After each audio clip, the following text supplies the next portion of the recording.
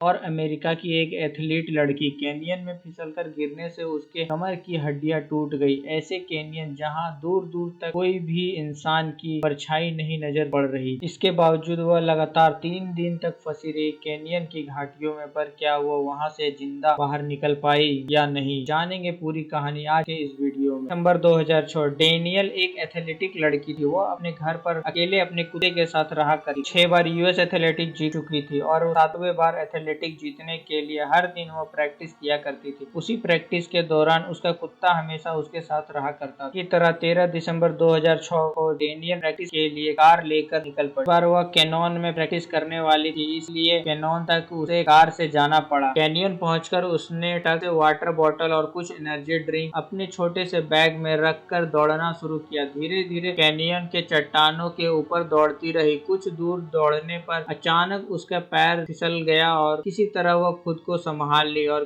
फिर से वह दौड़ने लगी। लेकिन कुछ दूर जाने के बाद एक बार फिर से वह फिसल गई। इस बार वो खुद को संभाल नहीं पाई। चट्टानों में फिसलते फिसलते वह करीब 20 फीट नीचे पैरों के बल पे गिर गई। गिरते ही वो बेहोश हो गई। जब उसे होश आया तो वो खुद उठने की कोशिश करने लगी, पर वह उठ नहीं पा रही थी। उसे ऐसा लग रहा था मानो उसका पैर उसके शरीर से अलग हो चुका है। ना तो वह अपने पैर को हिला पा रही थी और ना ही पैर में किसी तरह की मूवमेंट हो रही थी। दोनों पैर पूरी तरह से शून्य हो चुके थे। जब वह ऊपर से गिरी तो सीधे पैर के बल गिरी, जिस वजह से उसके कमर के स्केलेटन सिस्टम टूट गए, जिस वजह से उसके दोनों पैर शून्य पड़ गए और कमर में तेजी से भी दर्द भी हो रही। वो जानती थी कि अगर मुझे जल्द से जल्द नहीं बचाया जाए तो शायद मैं यहीं पे मर भी सकी। दूर तक चट्टान के अलावा कुछ भी नहीं दिखाई दे रहा था। ऐसे में मुझे ही हिम्मत करके यहाँ से बाहर निकलना होगा। इसलिए डेनियल दर्द को नजरअंदाज करते हुए खड़ा होने की कोशिश करने लगी, पर टूटे हुए हड्डियों के आगे उसकी हिम्मत भी दम तोड़ दी और धड़ाम से नीचे गिर गई। उसे लगने लगा कि शायद ही अब वो बच पाएगी, पर एथलीट होने की वजह से वह इतनी जल्दी हार नहीं पाने वाली। इसलिए उसने पैर के बल रेंगते हुए आगे की ओर बढ़ने लगी, पर उसे कोई अनुमान नहीं था कि किस डायरेक्शन में जाने से वह जल्दी से बाहर निकल सकती है। उसका प्यारा सा कुत्ता भी उससे बिछड़ चुका था। अब वह पूरी तरह से अकेले पड़ चुकी थी। कुछ दूर रेंगने के बाद उसका कुत्ता आता हुआ दिखाई दिया। यह देख के उसे थोड़ा बहुत रिलैक्स महसूस हुआ। दरअसल वह अपने कुत्ते की सहायता से वहां से बाहर का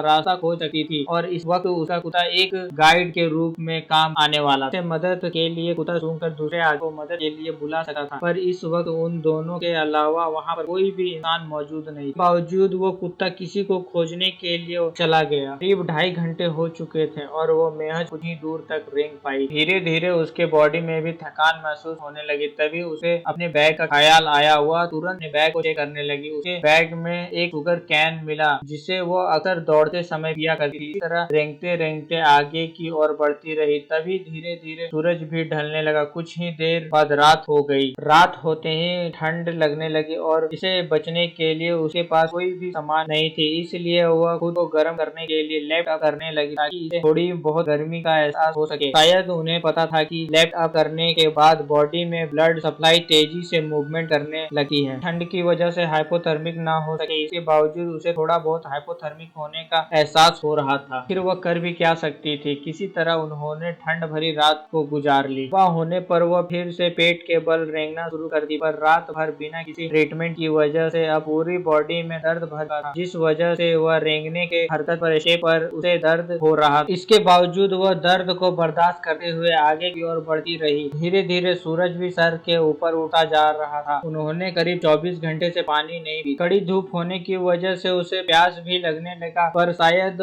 वह थोड़ी बहुत खुशकिस्मत थी, क्योंकि जहाँ पर वह थी उसके कुछ ही दूरी पर एक गड्ढा था। थोड़ा बहुत पानी जमा हुआ था जो दिखने में बेहद ही गंदा। के बावजूद वह उस गंदे पानी को बोतल में भरकर पीने लगे। साथ ही कुत्ता भी उस पानी को पीने लगा। वह कुत्ता उसे हर कदम पर साथ दे रहा था। फिर वह आगे बढ़ती, फिर वह कुछ देर लेफ्ट अप करके थोड़ी बहुत आराम कर। इसी तरह करते करते रात हो गई। भूखे प्यास और बिना ट्रीटमेंट की वजह से उसे ये रात काफी लंबी लग रही थी। खुले आसमान के नीचे तारे उसे साफ साफ दिखाई दे रहे थे। हुए तारे को देखकर वो भगवान से प्रार्थना करने लगी कि मुझे जरा यहाँ से बाहर निकाल लो। रात भर भगवान को याद करते करते वह सो गई। वह तीसरे दिन जब डेनियल वापस घर नहीं लौटी है तो उसके फ्रेंड और फैमिली वाले उसकी लापता होने की खबर पुलिस स्टेशन में लिखवाते हैं। वहीं दूसरी तरफ उसका कुत्ता डेनियल को उठाता है, कुछ देर इधर उधर देखता है और मदद के लिए आवाज लगाने लगता है। जब किसी भी इंसान का रिप्लाई नहीं आता है तो डेनियल एक बार फिर से रेंगते हुए आगे की ओर बढ़ने लगा। अब वह उससे दर्द बर्दाश्त नहीं हो रही थी, साथ ही लगातार धूप और पानी की वजह से उसे सब कुछ धुंधला दिखाई पड़ रहा था। इसके बावजूद वह आगे की ओर बढ़ती रही। शायद वो एथलीट खिलाड़ी होने की वजह से वह इतने दर्द को बर्दाश्त कर पा रही थी। ऐसी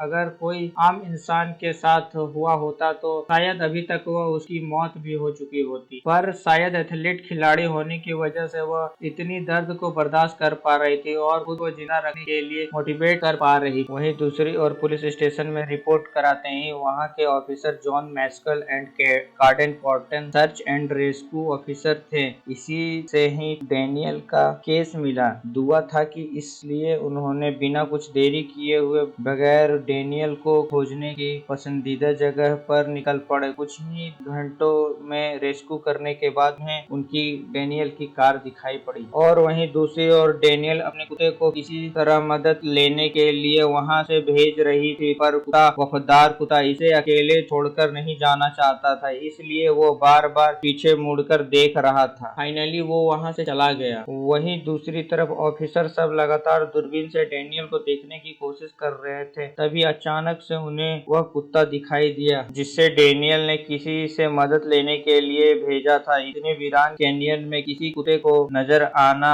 उन ऑफिसर को थोड़ा आश्चर्य लगा। तब तक वो कुत्ता उन ऑफिसर के पास आकर भौंकने लगा, पर उन ऑफिसर को कुत्ते का भौंकना कुछ समझ नहीं आ रहा था कि आखिर में कुत्ता कहना क्या चाह रहा है। इसके बावजूद एक ऑफिसर उसके का पीछा करते हुए उसके साथ जाने लगा। देर बाद वह कुत्ता वापस डेनियल के पास आ गया, साथ ही उस कुत्ते का पीछा कर रहे हुए ऑफिसर भी साथ में डेनियल के पास पहुंच गए। उसके बाद उसे हेलीकॉप्टर के द्वारा अस्पताल ले जाया गया, जहां 6 घंटे लंबे ऑपरेशन किया गया उसके कमर का। करीब 6 महीने अस्पताल में रहने के बाद वह पूरी तरह से ठीक हो गई। अगर वीडियो अच्छा लगा हो तो वीडियो को लाइक करें और चैनल पर नहीं है तो चैनल को सब्सक्राइब करें। Thank you for watching this video. Keep supporting, keep loving. Vande Mataram.